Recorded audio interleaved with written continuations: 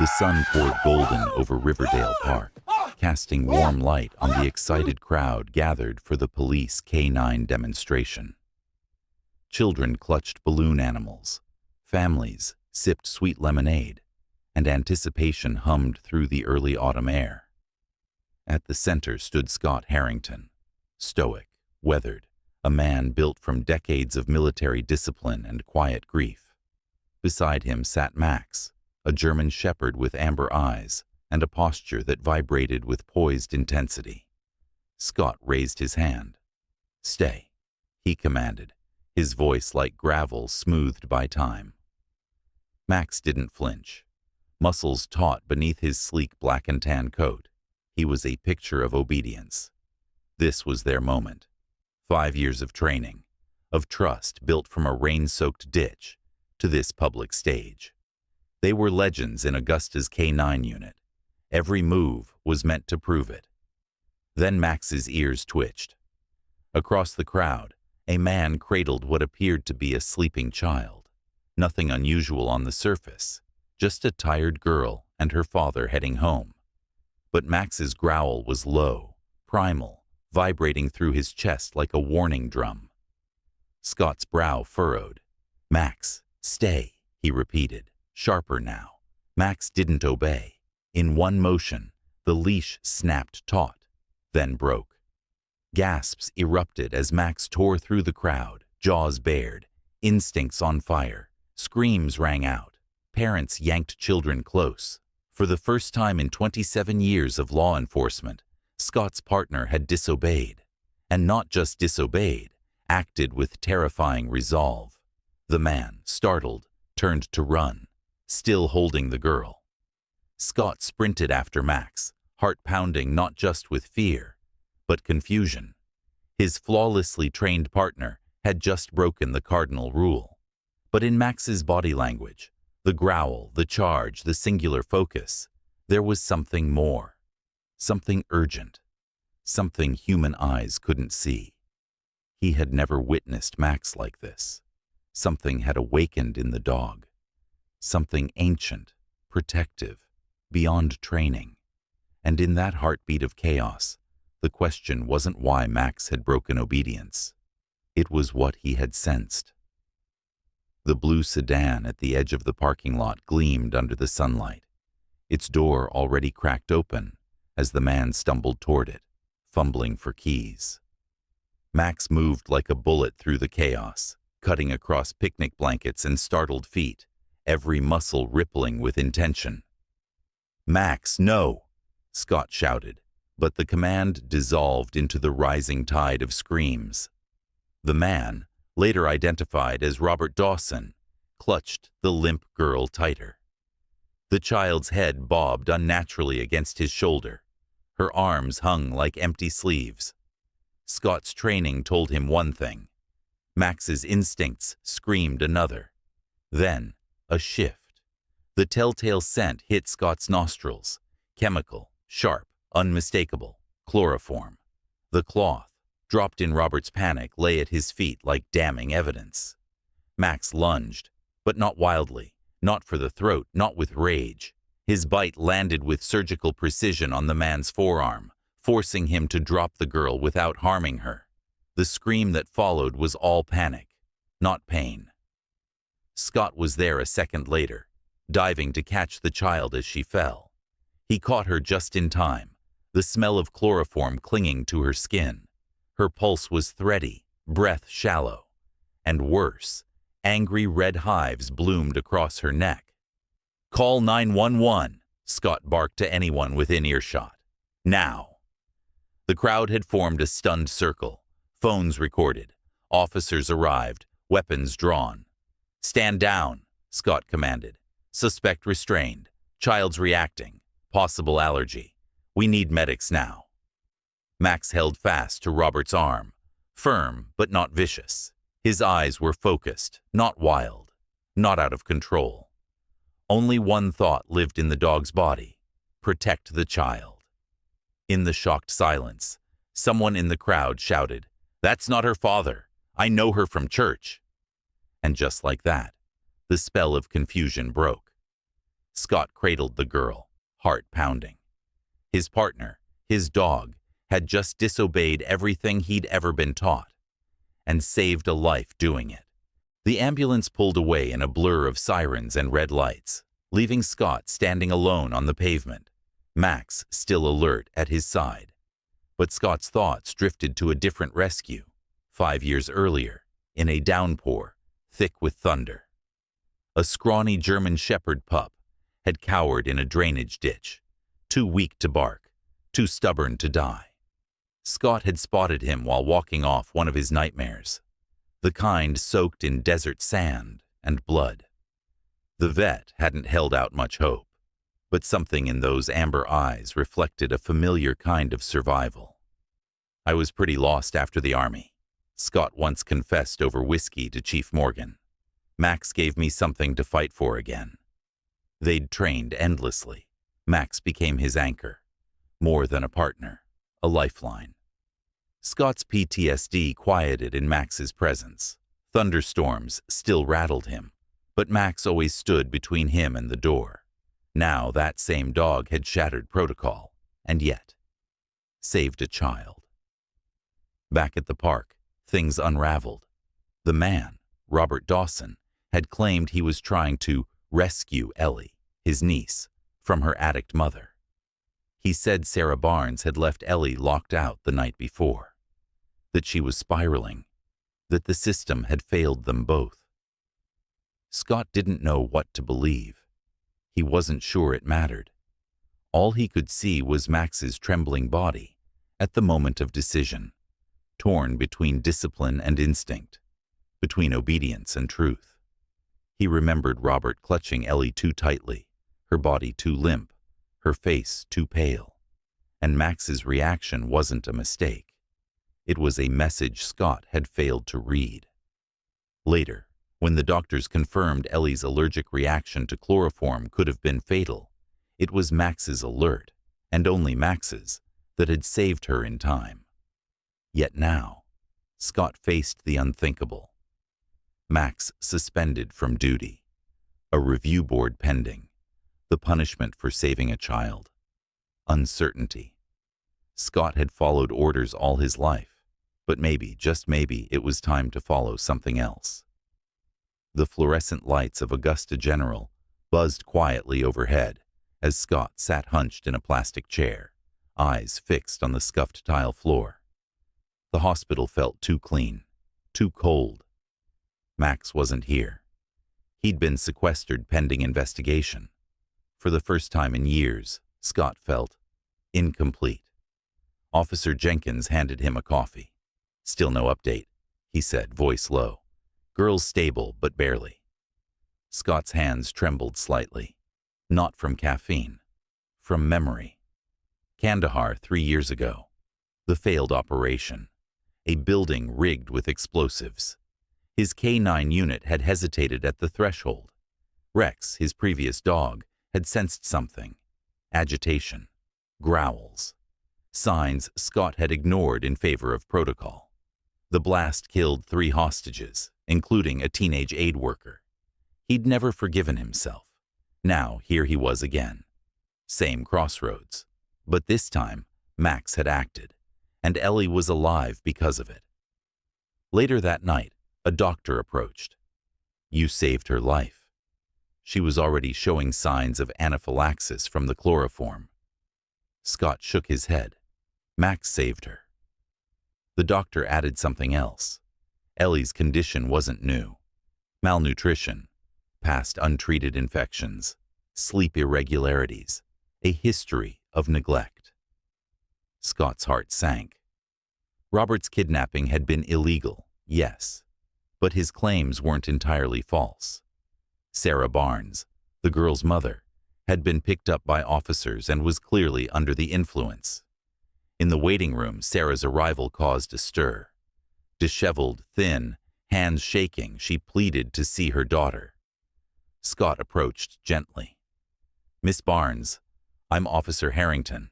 I was with Ellie today." Her defenses crumbled. "Bobby said I wasn't fit," she mumbled. "Says I'm like our mom. I'm trying, I just slipped." Yesterday was the anniversary of Mark's death. She touched a memorial bracelet, same military unit as Scott's.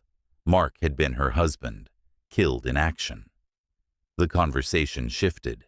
Grief softened her edges. Not a monster, just broken. Later, a CPS worker arrived. Sarah's visit was over. Ellie's custody was in question. Scott watched her walk away, staggering slightly down the hallway. Another casualty of a war that never really ends, the kind fought inside the soul. The boardroom was cold, clinical. No hint of the blood, panic, or broken instincts that had cracked open Scott's world just 24 hours before. Max sat at his side, posture perfect, gaze forward. Anyone looking would think him the ideal police K9. But every person in the room knew Max had broken a direct command in public. Chief Morgan sat in the center. Around him, Deputy Chief Rivera, Legal Counsel Winters, K9 Supervisor Martinez, and Dr. Phillips, the department vet. Their faces were carved from stone. "Let's begin," Morgan announced. "Officer Harrington, is it true your K9 broke command during a demonstration, tackled a civilian, and initiated force?" Scott didn't flinch. "Yes, sir. But that summary omits critical context." They let him speak, and Scott laid it all out. The growl, the alert posture, the low vocalization Max had made before charging. He didn't act without warning. He alerted. "I failed to understand it." Martinez leaned forward, skeptical. "You're saying the dog knew something you didn't. That's a slippery slope." Scott met his eyes. "K9s regularly detect things we can't. Drugs, seizures, even blood sugar crashes. Max detected anaphylaxis. The child's allergy was real, documented. Her doctors confirmed it would have been fatal if untreated." He placed the medical folder on the table. "She nearly died. Max acted because I didn't." Winters, the legal counsel, frowned. "The concern is liability. What happens next time he decides he knows better?" Scott paused, then reached into his pocket and pulled out a sealed vial. "This is a sample from Ellie's hospital gown. It still contains traces of chloroform and her unique scent markers from that day." He placed it on the floor and gave a soft command. "Max, find." Max's demeanor changed in an instant. Nose low, focus sharp. He locked onto the vial and assumed the same alert posture as he had in the park. Ears forward, low vocal sound, exactly the same as before. "This is what I missed," Scott said softly. But Max didn't. Dr. Phillips leaned forward, interest flickering. "You're saying he made a judgment to protect, not just obey?" Scott nodded. He prioritized life, not protocol. And for the first time in the hearing, the silence held something else. Respect. Scott took a breath. He knew what he had to say next would cross a line most officers never dared. "I need to speak about something that happened in Afghanistan 3 years ago." The room stilled. Even Martinez set his pen down. "We were clearing a compound in Kandahar. Intelligence said hostages were inside. My K9 at the time, Rex, started showing agitation, ears back, circling, whining. But protocol said wait for EOD clearance. So we waited." Scott's voice stayed calm, but the memory pressed against his ribs like a lead vest. 20 minutes later, the building exploded. All 3 hostages died, including a 19-year-old volunteer teacher. He paused, met Morgan's eyes. "Rex knew. He tried to warn me. I followed orders." He turned to Max, resting a hand on his partner's head. "Yesterday, Max made the decision I couldn't make that day. He chose the child's life over obedience." Dr. Phillips folded her arms, leaning back. "You believe dogs can make that kind of moral call?" Scott didn't hesitate. "I believe their instincts can see truths we miss." He didn't act from defiance. He acted from duty. Deputy Rivera shifted. "If we accept that, It could upend protocol. If dogs are allowed to override commands based on their own assessments, what does that mean for liability? Scott nodded slowly. I'm not asking you to rewrite the rulebook. I'm asking you to recognize this one case. Max acted exceptionally, in an exceptional moment. The legal counsel spoke next. The girl's alive because of him. That helps. But it's not just about outcome. It's about precedent. Chief Morgan cleared his throat. We'll deliberate. Officer Harrington, wait outside with Max. Scott led Max out into the hallway and collapsed onto a bench. Max rested his head gently on Scott's knee. Off duty now, just a dog beside a man. Quiet, loyal, waiting. Scott whispered, You did the right thing, buddy. No matter what they say in there. His phone buzzed. A message from Jenkins. Ellie's asking for Max again. Mom's in custody. CPS is looking for placement. Scott stared at the screen. It wasn't over yet. Not for Ellie. Not for Max. Not for him. The verdict came swift, but not without weight. K-9 Officer Max will be reinstated, Chief Morgan announced, voice formal but steady. Pending a 30-day retraining and reassessment period. Additionally, Officer Harrington, you'll assist in documenting Max's detection capabilities for possible medical protocol development. Relief broke across Scott's face like dawn. Max was safe, not just spared, recognized. As the board adjourned, Dr. Phillips pulled Scott aside. This might be groundbreaking, she said. If Max can reliably detect anaphylaxis, it changes what we thought was possible for service dogs.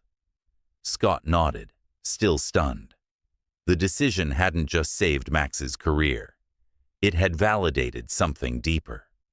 That obedience is only half of loyalty. The other half is knowing when to protect against all odds. Days later, Scott returned to Augusta General Hospital, not in uniform, but with Max wearing a special vest marked Therapy Dog. It had taken paperwork and persuasion, but Chief Morgan had pushed it through. Ellie had asked for Max. They walked quietly through the pediatric wing. At her door, Scott paused.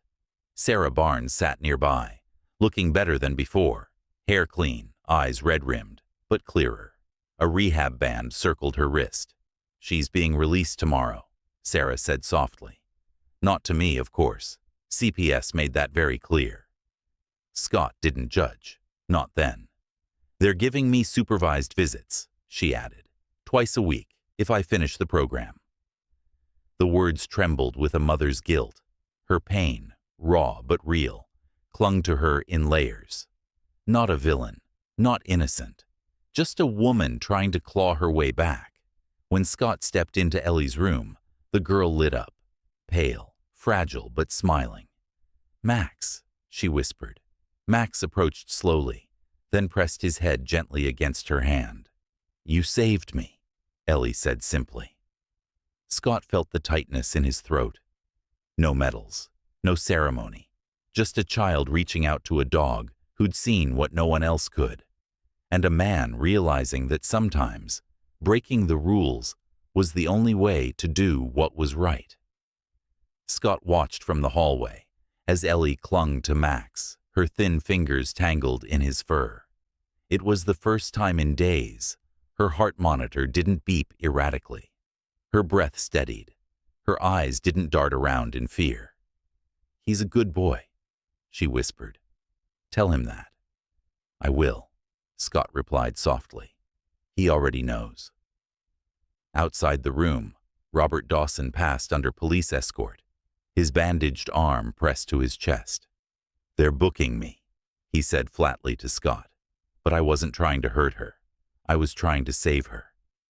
Scott didn't respond. The law didn't excuse kidnapping, but the desperation in Robert's voice lingered. Check the house, Robert added, looking back. The bottles, the men coming and going. I was wrong to take her, but I'm not wrong about Sarah. Scott didn't argue. He'd seen too much gray to believe in black and white. By morning, Scott submitted his full statement. Ellie's condition was improving, but her future remained uncertain. CPS would place her in temporary care. Sarah's drug test had come back positive. Robert faced charges. Scott returned home to silence. Max was with Chief Morgan's wife for the night, pending retraining. The house felt cold, without the tap of paws, the soft chuff of breath in the dark. A message from Jenkins popped up. Girls asking about the dog again. CPS still looking for options. Scott stared at the screen, heart heavy. She had no one. And yet, she had asked for Max. The next day, Scott and Max walked into the hospital again. Max freshly bathed, vest snug, tail low in working mode. They were approved for one final visit. In that small white room, Ellie lit up again. Max rested his head on her lap.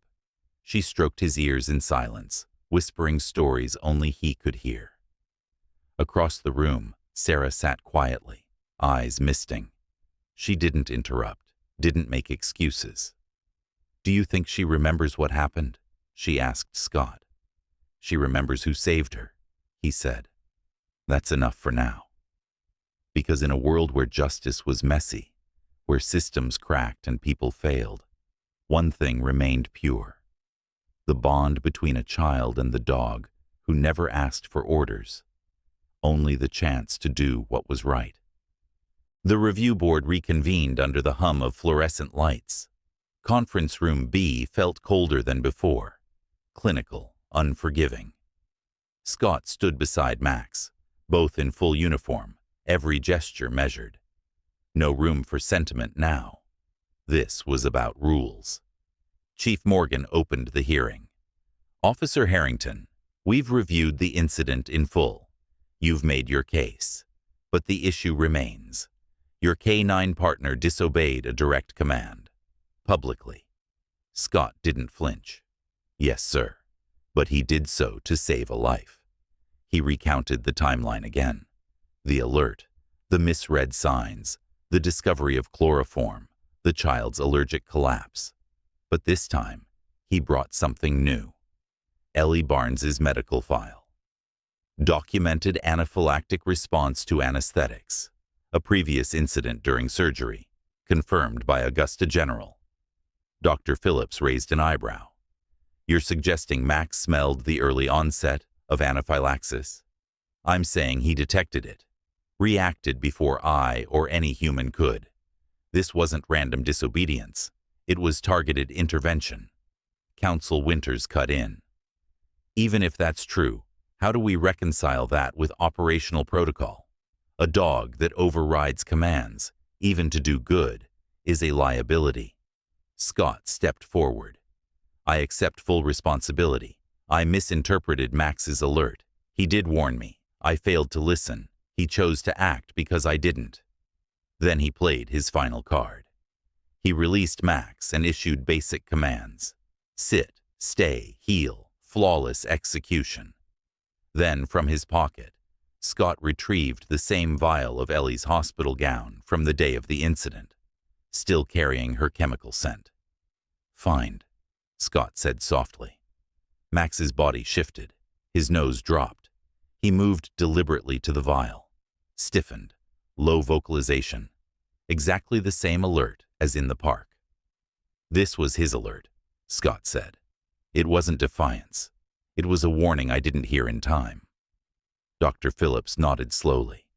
"It's not standard, but it's real." Rivera rubbed his chin. "You're making a bigger claim than you realize. If we accept this, we're redefining the boundaries of Handler K9 relationships. This has legal procedural implications far beyond this room." Scott replied simply, "Then let Max be the exception that proves what's possible." The room fell silent. The weight of precedent hung heavy. But so did the unspoken truth. A child lived because a dog refused to obey. The silence in the room thickened. Every board member sat still, papers untouched, pens idle. Then Scott spoke again. softer this time.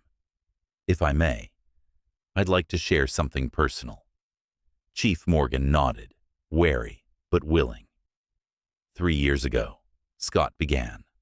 I was commanding a K-9 unit during a hostage rescue in Afghanistan. My dog, Rex, signaled distress outside the compound, but protocol said wait for clearance. I followed orders. The building exploded before we could move. 3 hostages died. He looked down briefly, then to Max. I've lived with that mistake every day. Rex knew. I didn't listen. Scott met every eye around the table. Yesterday, Max gave me a second chance. He broke from protocol because I failed to understand him. He acted not out of rebellion, but purpose. He saw what I couldn't, and a child is alive because of it. The room shifted. The argument was no longer tactical. It was human.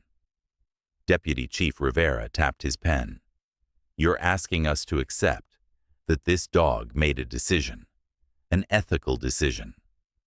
I'm not asking for policy change, Scott replied, just recognition that in one extraordinary case, instinct trumped command, and that instinct saved a life. Catherine Winters flipped through her notes again, face unreadable. Legally, the precedent makes me nervous. But practically, we'd be defending why we punished a dog for saving a child. That won't sit well in the public eye. Morgan finally spoke. We'll deliberate. Scott and Max stepped outside. In the hallway, Max pressed against Scott's leg. Off duty again. Just a dog with a tired man. You did everything right, Scott murmured, rubbing behind Max's ear. Even when I didn't. His phone buzzed. A message from Jenkins. Girls asking about the dog again. Mom in custody. CPS needs placement ideas.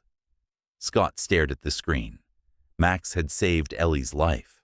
But who would save her future? 30 minutes later, the door opened.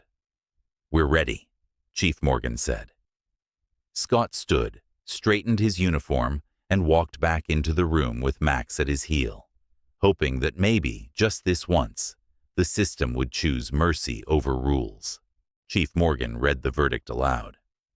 This board finds that K-9 Officer Max acted within the broader scope of his duty to protect public safety, though outside standard protocol parameters.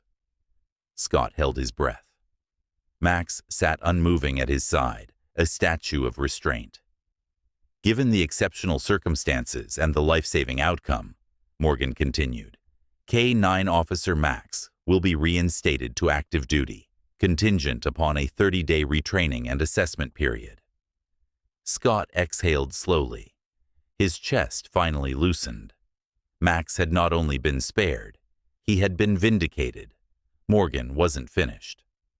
Officer Harrington, you will work with Dr. Phillips to document Max's ability to detect anaphylactic responses. If confirmed, this may become a new specialty area in K-9 training. A ripple of surprise passed through the board.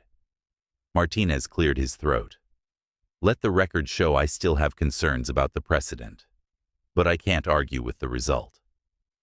As the room emptied, Dr. Phillips approached Scott. Start prepping Max for testing next month. What he did, it might be historic. Scott nodded, still absorbing it all. Then Morgan stepped close. One more thing, Harrington. The Barnes girl. CPS is scrambling. Her mother's facing charges. Her uncle, too. The system's got no clear answer. Scott's brow furrowed. What happens to her? Morgan shrugged, tired. Above my pay grade. But, considering the bond she's formed with your dog, maybe pay her another visit. Might do her some good. Later that afternoon, Scott and Max walked the antiseptic halls of Augusta General again. Max wore a soft therapy harness, a technicality that allowed the visit. Outside Ellie's room, Sarah Barnes sat on a plastic chair. She looked better, cleaner, more grounded.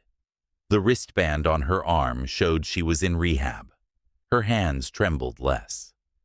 They told me you were coming, she said quietly. How's Ellie? Scott asked. Sarah blinked back emotion. They're releasing her tomorrow. Not to me, of course. But I get supervised visits if I stay in the program. Scott nodded. That's a start. When they entered the room, Ellie lit up like sunrise. Max, she gasped. You came back. Max padded to her bedside, tail sweeping once, then stilled.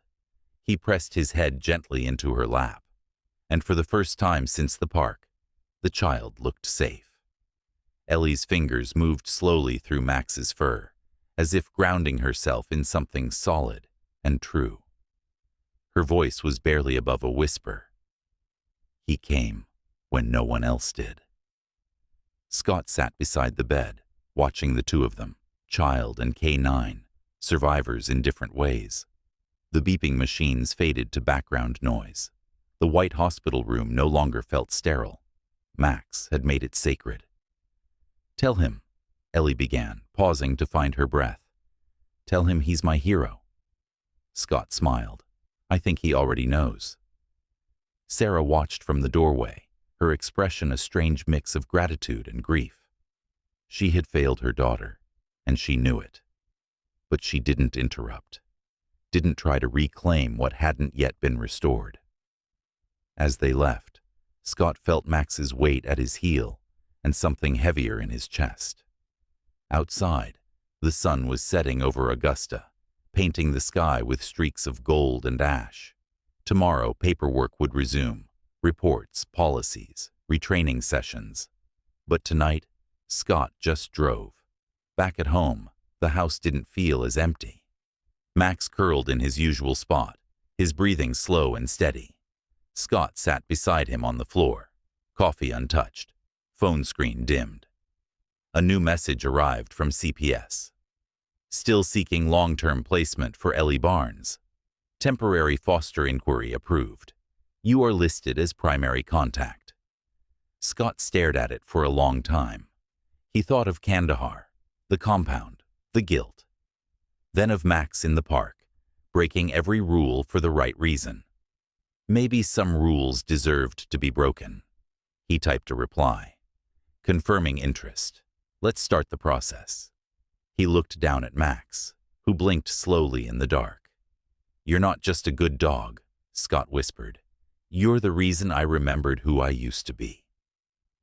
Max gave a single soft thump of his tail, and somewhere in that moment, between protocol and instinct, obedience and redemption, man and dog found a second beginning. Together.